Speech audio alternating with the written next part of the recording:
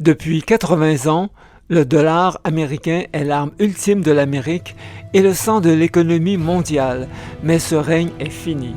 La question n'est plus si le dollar perdra son trône, mais quand et quelles conséquences dévastatrices cela aura sur votre portefeuille d'achat, ici même. Bienvenue sur PIC.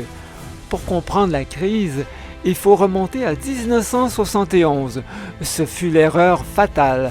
En mettant fin unilatéralement à la convertibilité du dollar en or, le président Nixon a créé l'ère du dollar confiance et les États-Unis pouvaient imprimer à volonté à condition que le monde continue de financer leurs dettes et d'y croire. Aujourd'hui, cette confiance s'est érodée et le piège s'est refermé. Le monde en a assez d'être l'otage de ce système. 3 facteurs catalysent cet effondrement. Premièrement, les sanctions. Chaque fois que les États-Unis utilisent le dollar et le système SWIFT comme arme de guerre économique, ils poussent leurs adversaires à chercher des ports de sortie et à créer leur propre système financier. L'isolement est devenu une autodestruction.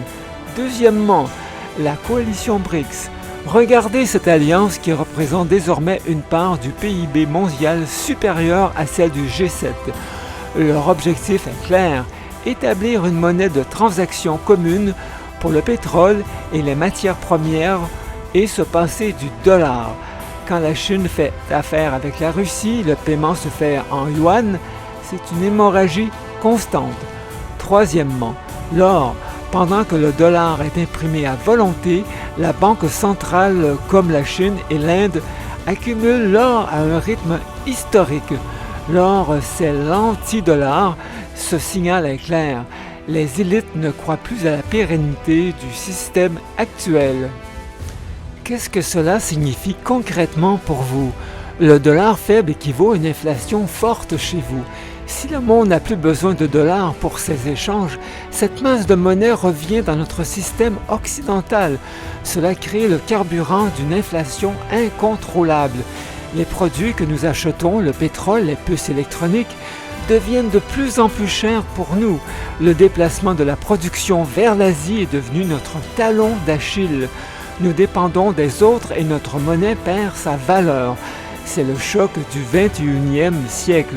La crise du dollar est la fin d'un monde et la naissance d'un autre, plus multipolaire et instable.